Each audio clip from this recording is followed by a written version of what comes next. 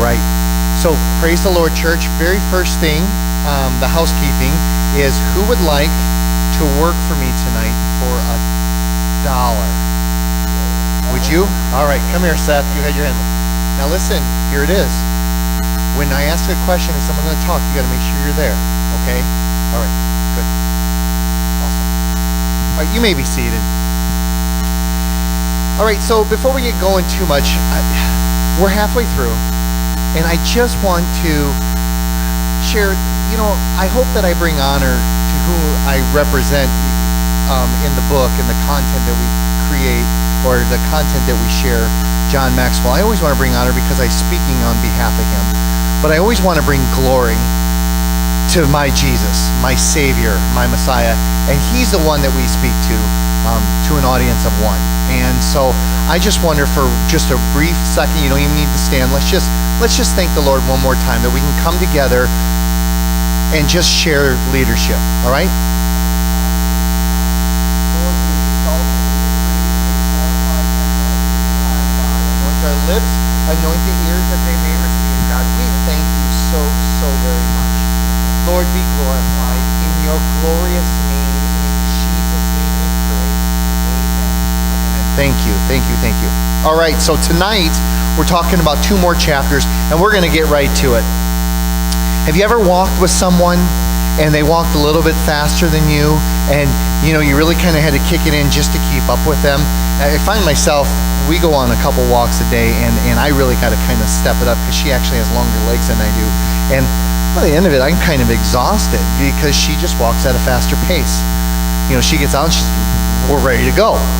That's how I am tonight. I'm ready to go because I'm going to talk to you about a law that is ingrained in me. It's I strive that it's every fiber in me. I'm excited about it. I love it. We on average talk at 150 words per minute. But as I pick up this microphone, I'm trying to calm down because truly, if I had it my way and I teach tonight, it's going to be and you need to keep up, just like I have to. And that it's not talking in tongues. And that's not talking in tongues, but it's just like going for a walk with Kathy. Because that's how fast I want to go. So we're going to get right to it tonight. And I'm going to talk to you about the law of connection. The law of connection. So Seth, are you ready to work? Get that $1, right? All right. So here's the icebreaker. Here's the opening question for you. Tell me a story about your favorite high school. Did you read my note? Wow. All right. I want to just spend a few moments talking about our favorite high school teacher. And I want you to tell me why they were your favorite high school teacher. And Pastor Schmidt, why don't you start us off? All right. I love this question because where I went to school, now my favorite high school teacher has now subbed for all 3 of my kids. And so that's pretty cool. And some of the kids that I went to Blackhawk when I had this teacher, and some kids from this church went to Blackhawk. Her name is Rosemary Hoover, and she was a math teacher. And I can remember talking with other young ladies that used to attend here, the Sweeney girls, and they just thought she was the toughest teacher. And she was a tough teacher. She didn't pull any punches, but what I appreciate the most about Mrs. Hoover was that she was absolutely fair. She treated everybody the same. You sometimes see teachers' pets in school, but she was absolutely fair, taught everybody the same, and encouraged everybody the same, treated everybody the same. And one thing that I learned from her that's helped me, I feel, in pastoring is that one day she was going through the Macmillan math book because somebody wasn't following directions. And she said, everything in this book, to the numbers on the page, the index, everything was printed for a reason. There is no information in this book that is not useful for you. And I just said, you know what, if it's that about the Macmillan math book, then it's the same about that. Definitely even more so for the Word of God. So that's why she's my favorite teacher. Very good. Awesome. Thank you. Good story. Who else? Sister Gloria. Good hustle. I also went to Blackhawk. Good school. My favorite teacher was Jerry Albrecht. Put it up to your mouth so we can hear you. Say it again, please. Okay, my favorite teacher was Jerry Albrecht. I got in trouble once in school, and he's the one that straightened me out and told me I needed to settle down and get going, And he's the one that kept me going through the school year. So I think he was my favorite teacher. Very good. Thank you, sis. Brother John, this is good stuff.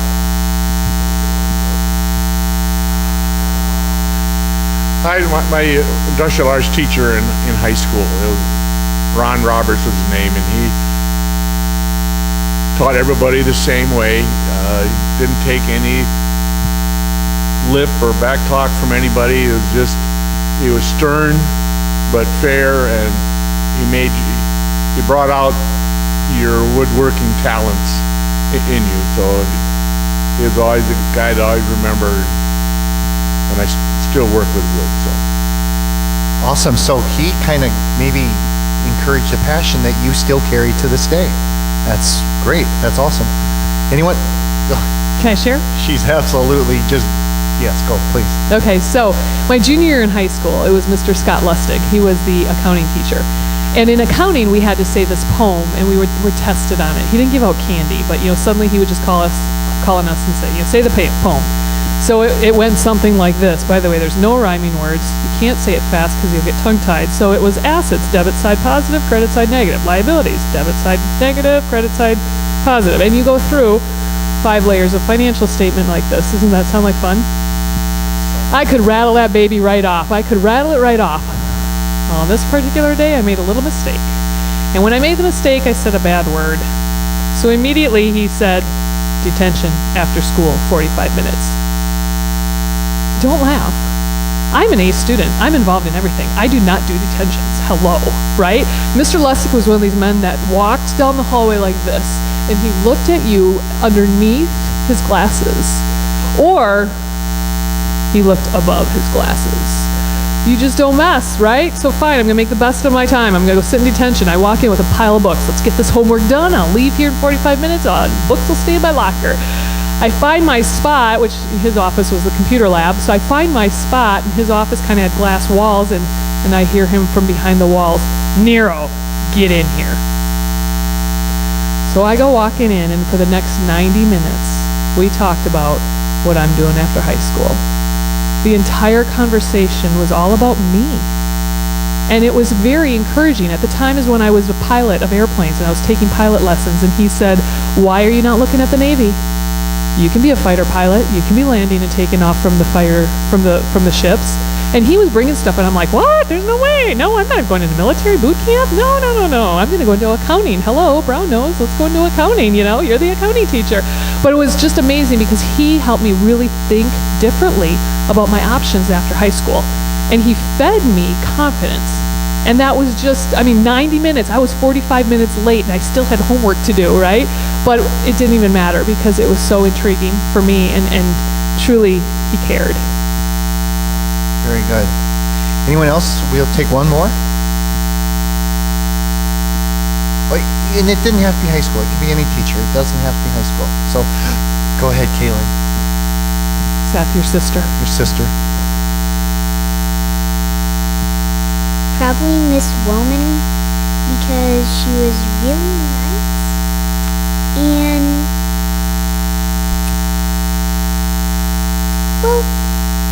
because all my friends had her too.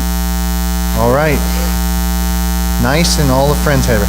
That's good. We're gonna get moving on this. Real quickly, my favorite teacher was Mr. Williams, and he was our college preparatory English and literature teacher, and we just really connected really well. He was friends with my dad. None of my family took him as a teacher, but he was very challenging. And I remember every time we turned in our term paper, we wrote a lot of papers. I learned a lot about literature. And I don't know if you guys are familiar with monster errors, but like if we put one comma in the wrong place, that was a 2 grade point reduction right off the bat. So 1 comma splice was a 2 grade. And every time we turned it in, he'd pull out his red pen and say, it's time to bleed on your paper. And he was very hard, but he was very fair. And he probably single-handedly had the biggest impact on my life because he pushed me and made me appreciate what he did. So Mr. Williams was awesome, and I still talked about him to this day. So tonight, as we talk about the law of connection, I'm probably going to read a little bit more. I know I have a tendency to try to push away from my notes, but tonight, guys, I think I got something for us tonight. I've never taught this before. I've taught the law of connection, but I've never taught this content before, and I think I got something good for us tonight that we're going to chew on, okay? And I don't want to lose it through translation, so I'm going to spend a little bit more time on my notes, so I ask you to just be patient with me. But the law of connection says that they can't go along with you until they get along with you. That's the difference between a boss and a leader. They won't go with you until they get along with you. And the subtitle of the law of connection says this: leaders touch a heart before they ask for a hand. You have to sell yourself first before people are willing to follow. Now, earlier in the mastermind, we talked about how leadership is what?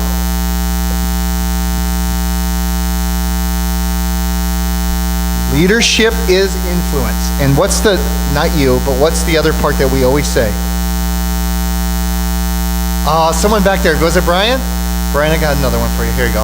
I reached in and gave you, I got a root beer thing, and I love these. I'm going to give that to you. Okay, watch your head. Okay, good. Nice catch.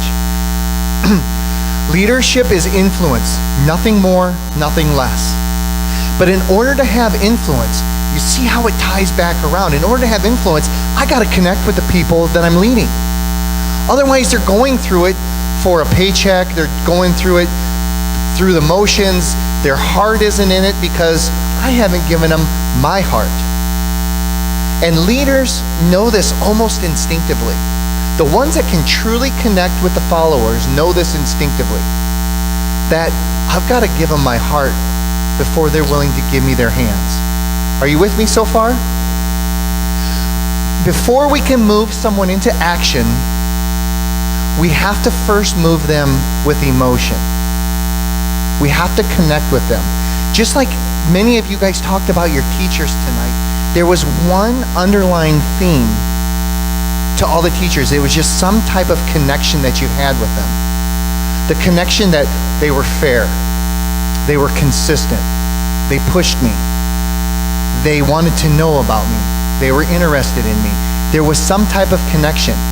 For every one of those people, there's probably 10 teachers that just didn't connect. They were more of, this is the math book, I know it, you don't.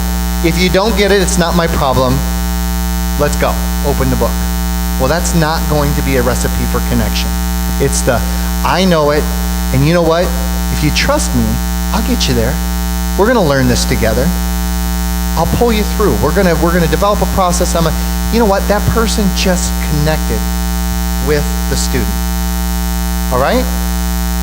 So, a successful leader is always an initiator. Now, what I'm going to do is I'm going to build a foundation. I'm going to talk to you about what a connector is, and then we're going to look at some examples. I'm going to ask a couple questions, and then we're going to go to the Bible, and we're going to look at some examples in the Bible. Does that sound all right? All right. So here's an old saying that says, to lead yourself, all right, you might even want to write this down. To lead yourself, use your head. To lead others, use your heart. Because once the followers see that this is who I am, guys. I'm showing myself vulnerable. I might be showing, and you know what? That goes against the very principle of leadership today is I can't show vulnerability. I got to be strong. I got to be the man. No, open yourself up and be vulnerable. Show yourself human. Be an initiator. Go where they are. Give them your heart, and they will follow you up and down regardless of where you're going to. Can I share something there? Please. So for those of you that are on Facebook land, we can do these videos on Facebook. It's called Facebook Live. Have you guys ever done a video on Facebook, right? You just do something live and show them what you're doing. So the first times I did one, I had John tape me using my iPad. And while he taped me, he had the iPad crooked. So when people were watching the video, they had to look like this because I was looking like that. I got the most response from people. And even to this day, people will stop me and be like, I love your videos. They are so real. I love the one that was crooked. It just showed me that even you can mess things up. Thanks. But it connects, right? It shows that we are vulnerable. We do make mistakes, but they'll remember us and we will connect with maybe something they can relate to. So there's a saying in leadership that you walk through the crowd slowly. Walk through the crowd slowly. What would that mean to you? This isn't a test or anything like that, but think about that. In order for me to walk through the crowd slowly, I'm stumbling on that sentence. What does that mean? Why? Why am I walking? Brother Tim. A little better. Say it again. To get to know people better. I can't know people when I walk a little bit faster through the crowd? It doesn't show any interest that way. Very good. That's You know, a wise man once told me that it's amazing what you can hear when you just stop to listen. When you're walking through the crowd, it's amazing how you can learn about people to connect with them when you just stop and listen. You make yourself available to them, you show appreciation, you listen to their needs, their issues, and get this. We think that it's a lot of work. It is. It does take energy to connect. It really does. It takes intentionality. But here's the number one thing. Use their name. Say their name. In a conversation, I try. You can never say never or always, but I try to always, as I'm talking to someone, to say their name. Because you know why? It's the most important name in the vocabulary to them. That's the single biggest word in their lives, because that's what they identify. That's who they are. So when you're talking and you want to connect, Randy, I appreciate you. He looks around like, me? But seriously, how much better is that than, you know what, I appreciate you. I appreciate you, bro. Say that a lot too. I appreciate you, Randy. Or Randy, what did you do? Use their name. It's something small. Connecting with people is this. It's simple. We make things too complicated. And so many things in life can be simple. How many colors are in a rainbow? 7. 7. Roy G. Biv, right? 7. Imagine what Michelangelo did with 7 colors, right? How many keys on a piano? How many notes? 7. Well, that's keys, but I guess 7 white notes. keys. Notes is 7. white. Look at what Beethoven and Mozart did with 7 keys. I don't play There's a piano. few black keys. Yeah, I don't play, but it's 7. Think about all that he's done with that. We just need to keep it simple. And there's a formula for it, and I always call it my 4 H's. In high school, we always heard of the 4-H club, right? And so I created clovers, a 4-leaf clover, and each one an H, and it stands for this. And this is what I want to live my life on, to connect with people, the 4 H's. This is another good note-taking thing. Is number 1, humor. In everything that I do, I want to use humor. Because who doesn't like to laugh? You want to loosen up a situation or an environment? Laugh. Laughing together is one of the best bonds that you can create with someone, right? First one's humor. The next one is hope.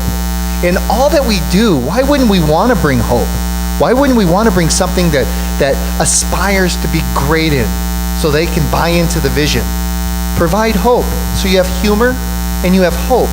The next thing is help. I want to bring value to them. I want to help. I want to do my best. I want to exhaust myself if someone is in need, that I provide some type of help with them. And then finally, the last H, you have humor, heart, or humor, hope, help, and then the fourth one is heart. In all that you do, give it 100%. You can't give 50% today and think you'll make up for it tomorrow by giving 150%. If I don't give 100% every day toward connecting, I've shorted them. You can't give more than 100% in a day, but you can give a lot less than 100% in a day, right? So if I give 80% today and I think tomorrow, you know what? I'm going to strive to give 120 because I want to make sure that I'm giving you can't do it. The day is gone forever. You open up my desk drawer, and this isn't, don't pound that, okay? Why don't you come and have a seat just for a little bit, and I'll let you know when we start asking questions again. But you open up my desk drawer, and this isn't to impress, this is just because I'm a simple person, and I need to be reminded a lot.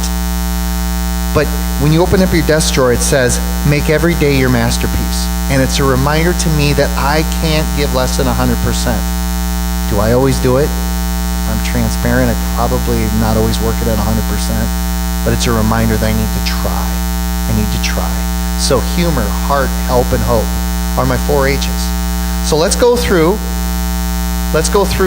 about 8 different things also that we can teach us how to connect with other people. The first one is to connect with yourself.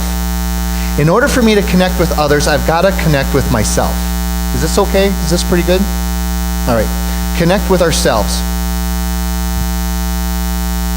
If it's good here, it's going to be good out there, and I liken to it like this.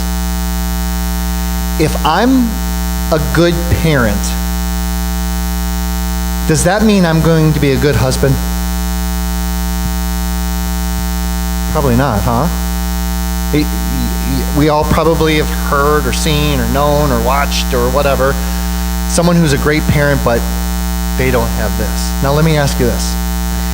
If I'm a good husband, will I be a good parent? There's a lot better chance.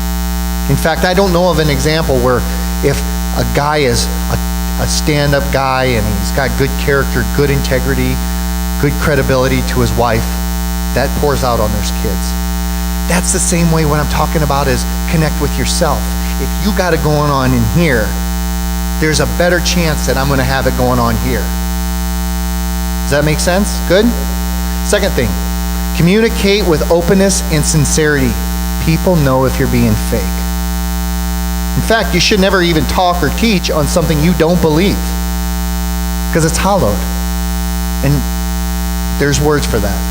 So when I first graduated college and got into the corporate world, somehow I learned or subliminally figured out that not everything is 100% honest within the corporate world that I'm always working in. And not everything is 100% given by the employees.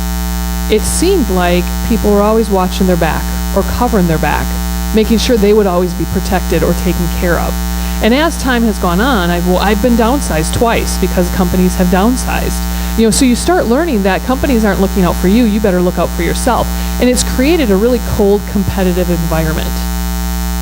I'm in other environments like church, and it's like, give everything I have.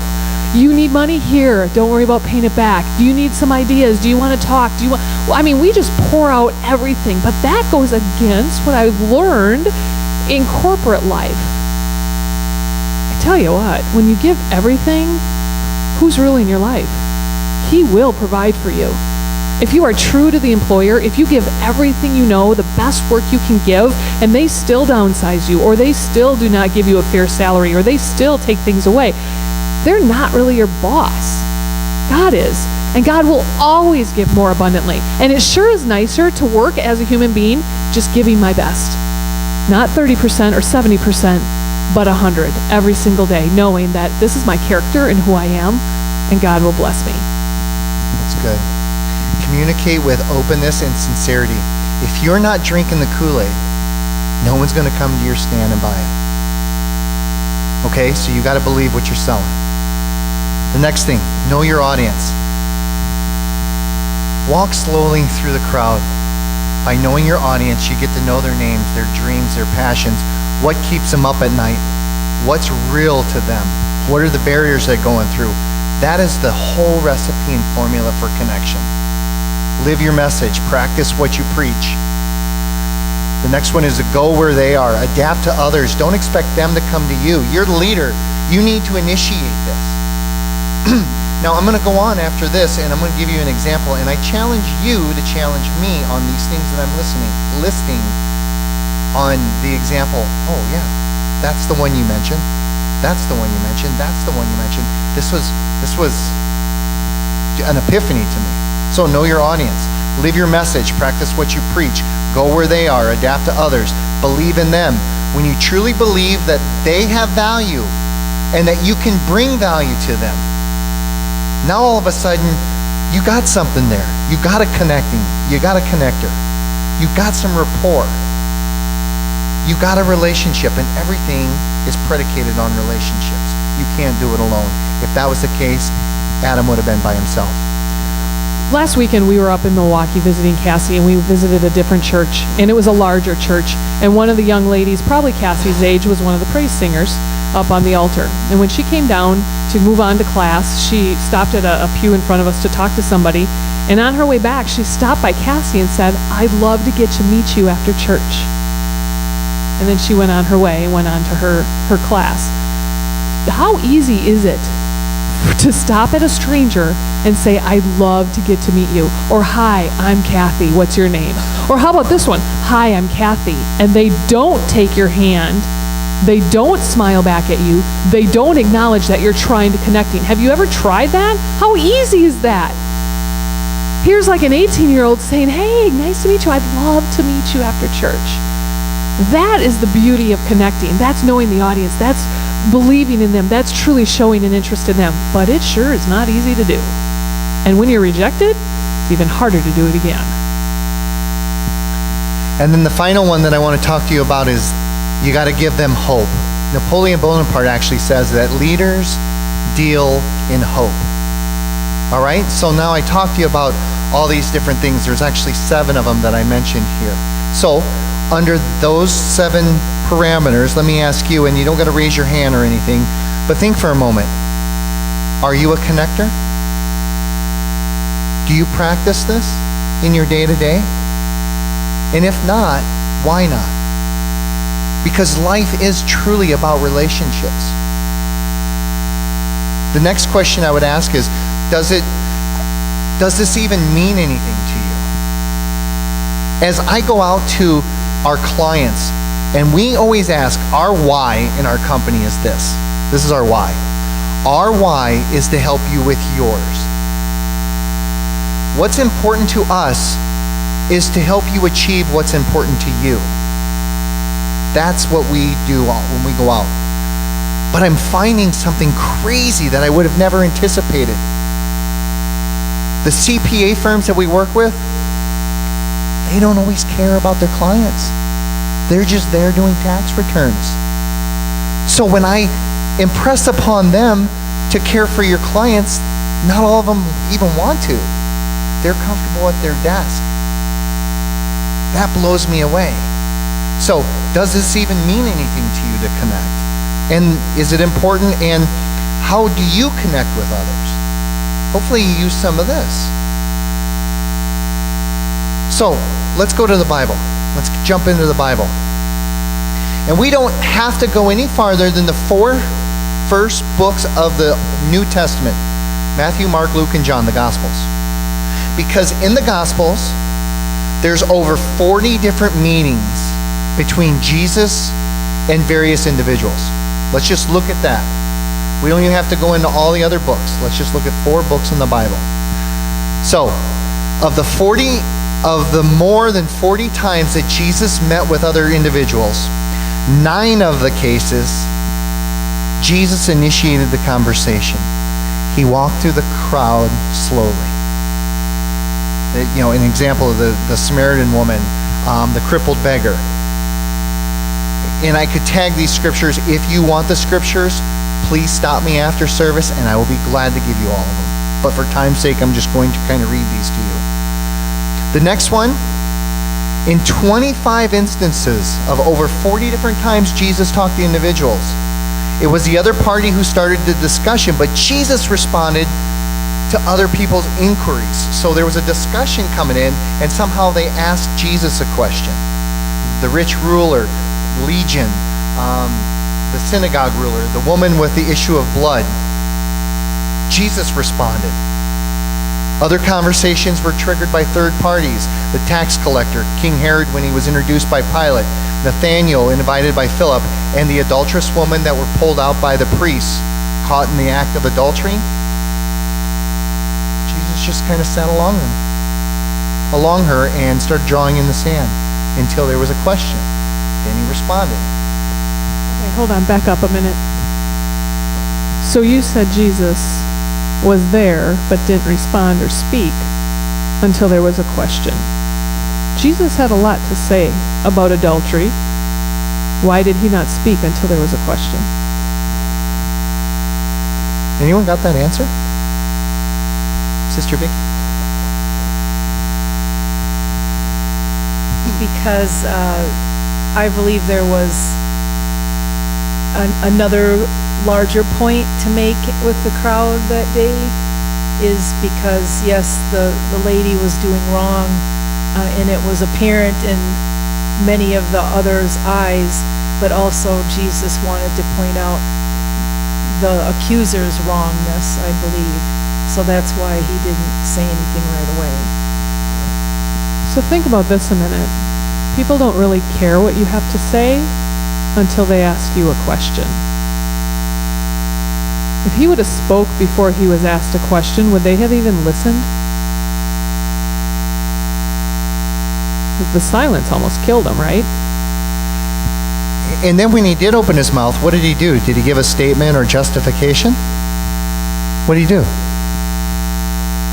He asked a question, did he not? He then asked them a question. That's powerful. So in the business world, this is known as coaching, and this isn't sports coaching.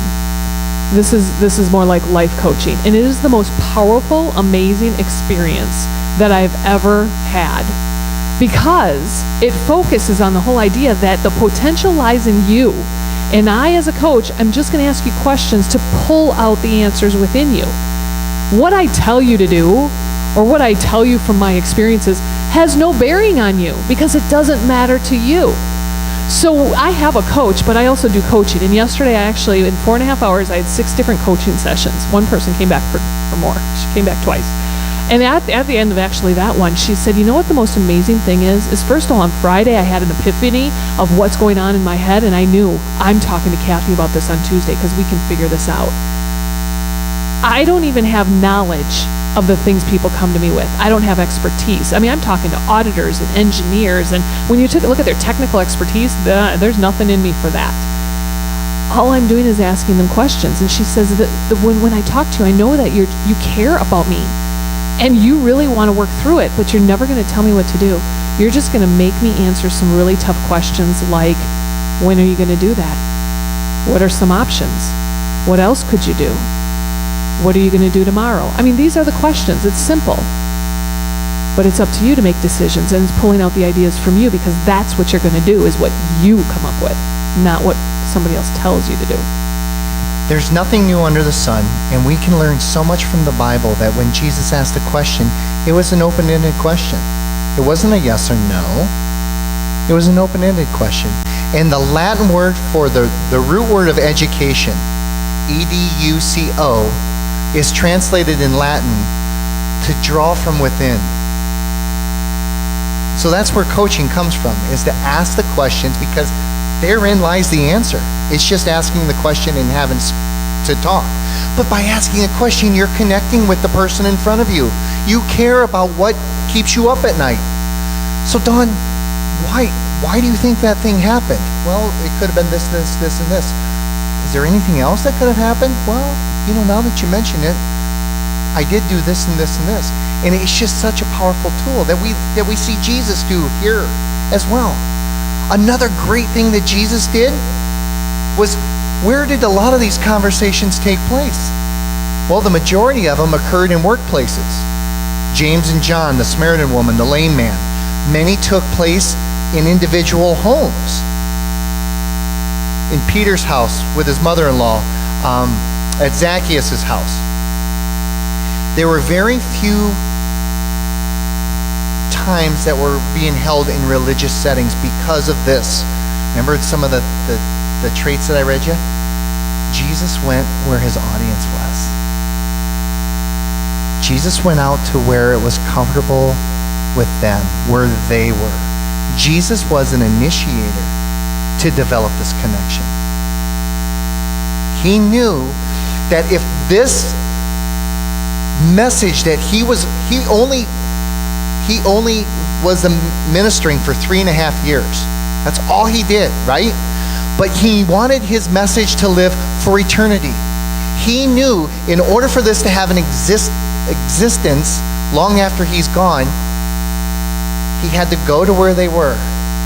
He had to address them where they were and where they were at. And then you know what? He had to sit there and let it marinate a little bit within them for them to draw the conclusion. He couldn't force feed this down their throats. It would have never lived. You know the worst thing you can do to somebody when you ask them a question? Keep talking. That's the worst thing you can do, is keep talking. It's like if I ask you a question and you don't respond, I think that you didn't understand it, so I'm going to ask it a different way, or give you an example, or give you the answer that I think is the answer. The most critical time after you ask a question is the silence, because they're thinking. We speak at 150 words a minute. Do you know how fast you listen or how fast you hear? 500 words per minute. Do you know what's happening while I'm speaking to you? A lot of things. The laundry list, the grocery list, we got to do this I forgot to send this email at work, and I forgot to put this away, right? We are thinking at 500 words a minute, even though I can only speak at 150. So when I ask a question, I just shut down your listening to only focus on the answer. I better shut up so you can focus, right? And as you start to answer the question, you develop a story. And in your mind, you start narrating that story. And now you have emotion behind it. Remember, of this content, at best, you're only going to remember 10% of what we say tonight. But you'll remember 100% of the emotion, and in many cases, you'll remember 100% of the stories. That's why stories are so powerful. Ooh, didn't Jesus call those parables? He did? Ooh, he did that too. So that's why it's so important. Jesus knew how to take initiatives. He knew how to respond to the initiatives of others. He usually met people on their own turf. And he was interested in establishing common ground, talking at their level. A lot of those things that I read previous to this. This was all what Jesus did. There's nothing new under the sun. He was the ultimate connector. And we get to read about him anytime we want. So we come with a chapter of the law of connection, which is a great chapter. And I commend John Maxwell for printing that. But we have in the Bible better information, a lot more examples. This is nothing new. It was just reiterating what Jesus did. Guys, it's powerful, and as a speaker, you always want to emphasize the few points that you might remember. Life is about relationships, and in order to develop relationships, you have to connect. Connect at the level of the person you're speaking to, and walk slowly through the crowd. We went on a dinner Saturday night, and we were paired up with another couple, and for 3/4 of the night of dinner, all Kathy and I asked were questions. They didn't ask reciprocating questions. We knew how many kids they had, where they went to school, their jobs, how long they were there, how long they were married. We knew everything about them. 3/4 of the way through it, and Kathy and I were doing this on purpose because we wanted to see how long it would take. And I didn't think it was going to happen until I finally asked, well, what do you do for a living? And then we kind of looked at each other and smiled because we knew it isn't about us. And I wasn't talking to them, waiting for my turn. You're fully engaged. That's how you develop connections. We don't got it down. We'll never say, I'm great at this. But I'll tell you what, I'm great at working at it. I want to be great at trying to be great at it. Connection's powerful, guys. So many laws in this book revolve around this lesson. But there's so many examples in the Bible that give you answers to this lesson. It's just reading it. Okay, we're going to keep moving into the law of inner circle, and then we'll take questions at the end, depending on time. Law of inner circle. The tagline here is, a leader's potential is determined by those closest to them. There's no such thing as a Lone Ranger leader. You cannot be a leader alone. What I want you to do right now is I want you to think about a strong leader that you've witnessed or you've been a part of or that has been a part of your life. Just one person, a strong leader. And I'm curious, who did they have surrounded by them? Or who was surrounding this leader? Who else was on this person's team? Now, let's bring it to home, closer to home, right? We never want to talk about somebody if they're sitting here, so let's talk about Brother Putnam, who's not here. I know he's a strong leader, and I know he was very impactful here at this church. Who surrounded him? Who was his inner circle? Who is his inner circle? When I have Brother Putnam and when we bring up his name, can you start to visualize maybe the idea of a strong leader and an inner circle around him? When it comes to an inner circle, these are people that you trust. Who do you want in your circle? Who in your life builds you up? Who compliments you? Not saying, hey, I like your shirt. I mean compliments your strengths. When you're looking at an inner circle, these are people that actually, their strength is your weakness. These are people that do what you don't do well. They do very well. These are the people that will challenge your thinking a little bit. And they'll help fill in the gaps or fill in the blanks of things you don't do. How many of you took the colors assessment? By showing of your hands, who's gold? I think John, you were gold. Okay. All right, so the golds. Dawn, you were a gold? Okay. How about greens? How about blues? I'm very orange. Me and Sister Schmidt are very orange. Any other oranges? Yes. You want to know something? If I'm developing an inner circle, I'm focusing on the golds, the greens, and the blues. Way before my orange. I've got orange. What I need is to complement the abilities of an analytical, a doer as a gold, a relationship builder as a blue. Very important. So when you look at your inner circle, it's really a team effort, right? And the team complements each other. The team, the people on the team, they possess different gifts, but they have the same vision. They're working toward the same goal. They're working toward the same vision. They just have different strengths that's going to get you there. Who in the Bible had a great inner circle? Can you think of anybody in the Bible? Who's that? Jesus, absolutely. We're not going to talk about him. We already talked about him. Let's talk about somebody else in the Old Testament. Yeah. Moses. Let's talk about Moses. Who was Aaron to Moses?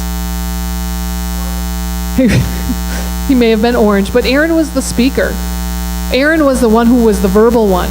Aaron was also the one that held up Moses' arms in battle. Who was down in battle?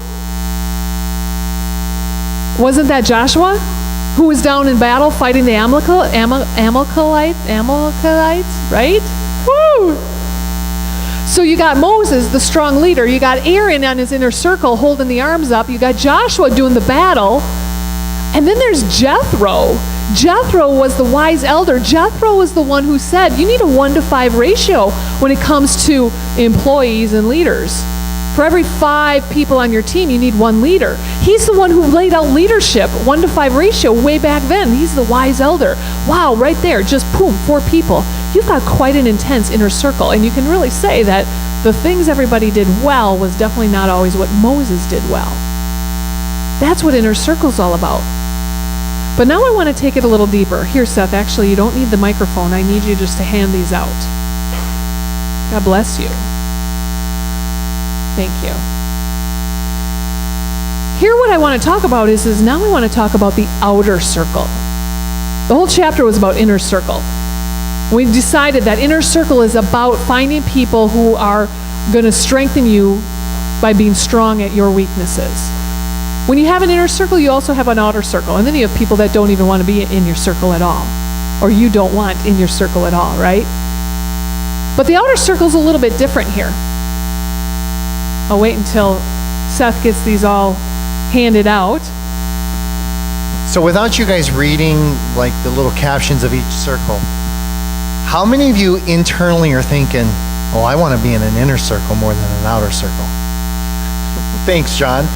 Exactly. Kathy asked me this question, and believe it or not, we don't narrate this dialogue that we have back and forth. No way, because he fights with me in the kitchen the night before if I try. But We had an argument last night about this. But mentally, here I'm thinking, I want to be in the inner circle because inner circle's better. That's my paradigm. Am I the only one other than me and John? Maybe we are. Okay, let's think about this though, or let's read this. The inner circle are people who believe in who I am and they embrace where I am going.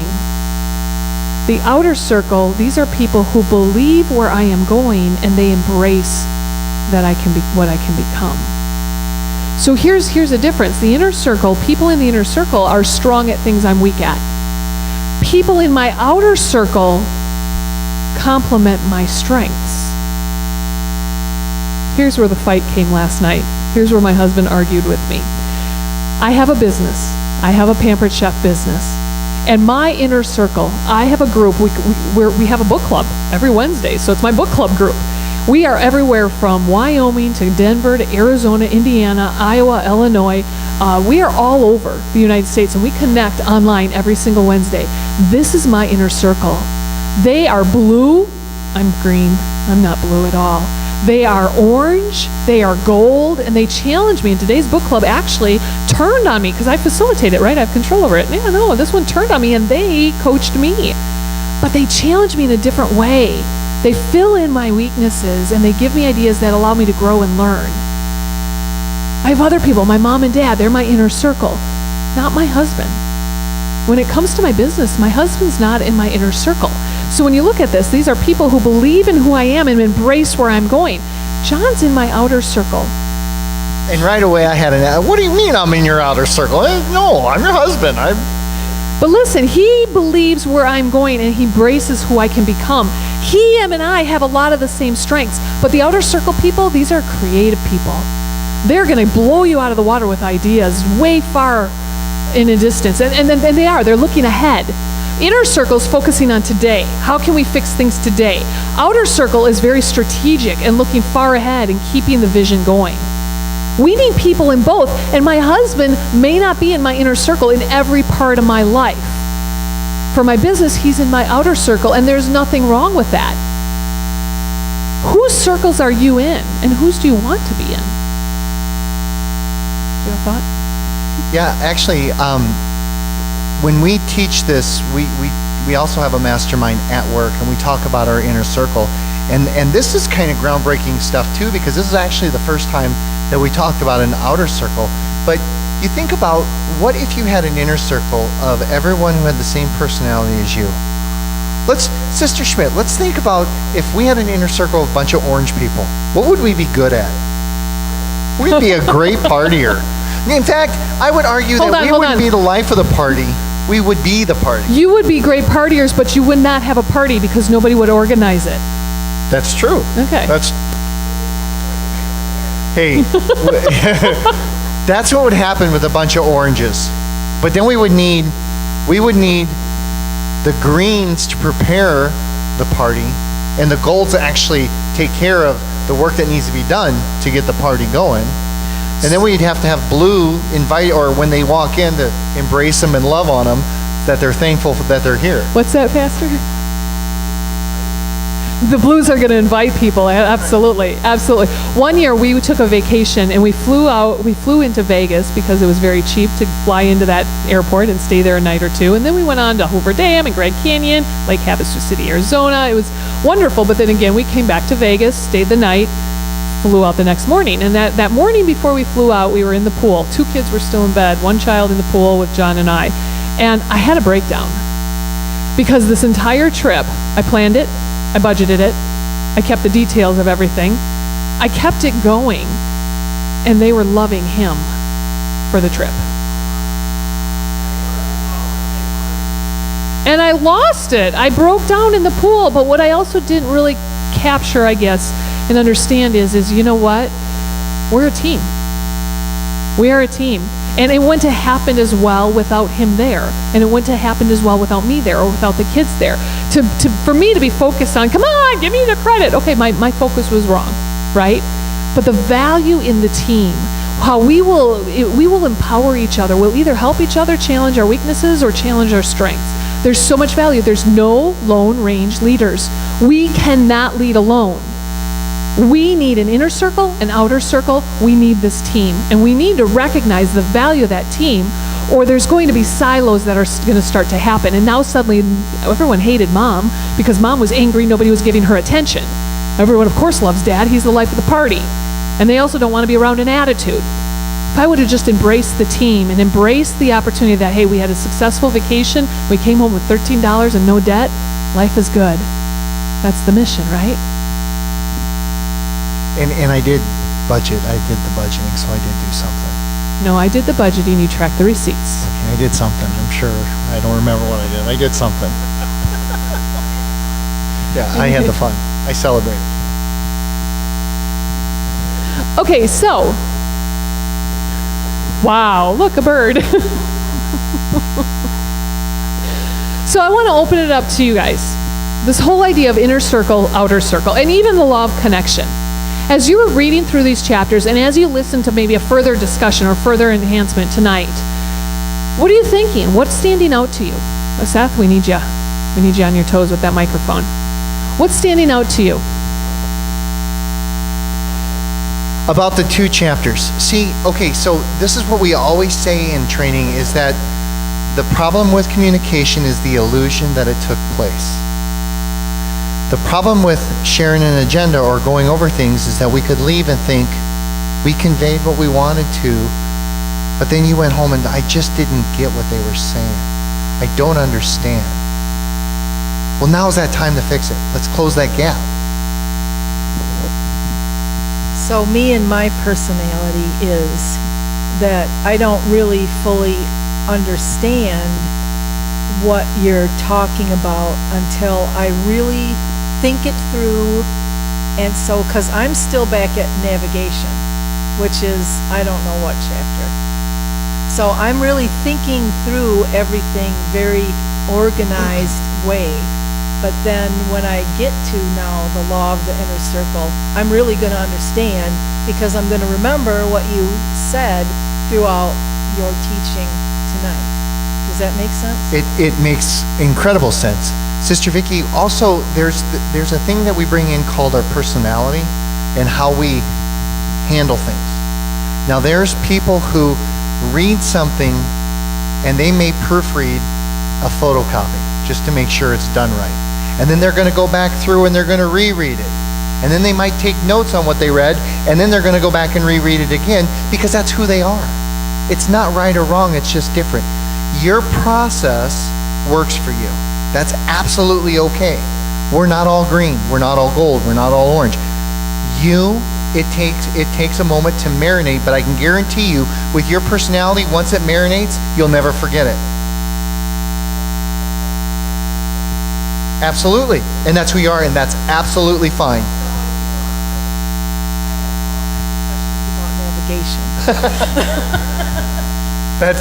That'll be fair. the potluck at the last Sunday.